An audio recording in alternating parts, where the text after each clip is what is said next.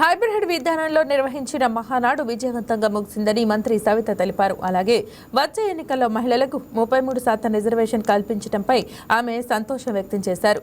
తెలుగుదేశం పార్టీలో మహిళలు కార్యకర్తలకు టీడీపీ ఎప్పుడు పెద్దపీట వేస్తూ ఉంటుందని సవిత వెల్లడించారు.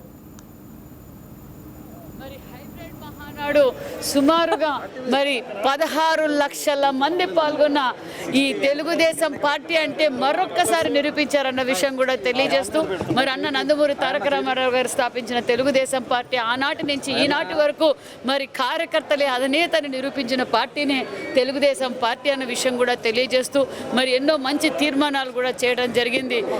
కార్యకర్తే అధినేత మహిళా సాధికారత పుట్టిందే తెలుగుదేశం పార్టీలోనే మరొక్కసారి నిరూపించారు మన యువగల అధినేత మహిళా పక్షపాతి నారా లోకేష్ బాబు గారు అనే విషయం కూడా తెలియజేస్తూ ఈరోజు ఆనాటి నుంచి ఈనాటి వరకు మహిళలకు పెద్దపీట వేసి తెలుగుదేశం పార్టీలోనే అన్న నందమూరి తారక రామారావు గారు మహిళల్లో ఆస్తిలో వాటా కల్పించారు, హక్కు కల్పించారు, యూనివర్సిటీలు తీసుకొచ్చారు. మన చంద్రన్న గారు కూడా డాక్రా కావచ్చు, దీపం 1 కావచ్చు, ఆదరణ కావచ్చు, మహిళా సాధికారత ఈరోజు తెలుగు రాష్ట్రం మహిళలకు అందుతుంది అంటే ఆ విజన్ చంద్రబాబు నాయుడు గారిది.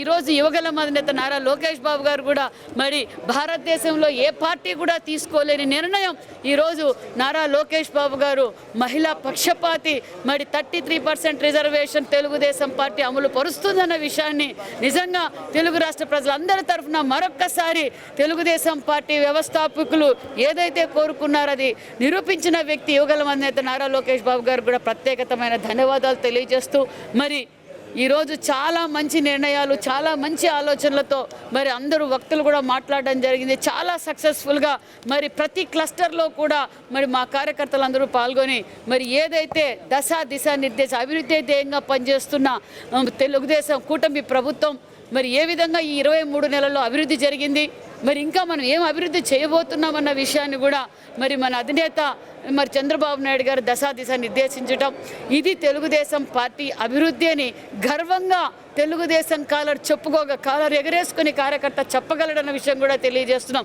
ఎప్పుడైతే తెలుగుదేశం పార్టీ అధికారంలో ఉందో అప్పుడు అభివృద్ధి కనిపించింది. 14-19లో మేము ఏం అభివృద్ధి చేశామో 19-24లో ఏం విధ్వంసం చేశారో రాష్ట్ర ప్రజలందరూ చూశారు.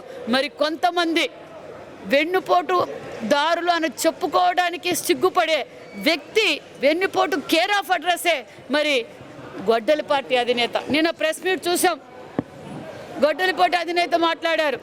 ఈ రాష్ట్రానికి గొడ్డలిపోటు వెన్నుపోటు పొడిచిన వ్యక్తి గొడ్డలిపాటి అధినేత అనే విషయం తెలుసు. ఆయన చెప్పిన హామీలు ఒక పక్క యువతకు కావచ్చు, మహిళలకు కావచ్చు, రైతులకు కావచ్చు, వ్యాపారానికి కావచ్చు, రాజధానికి కావచ్చు, పోలవరానికి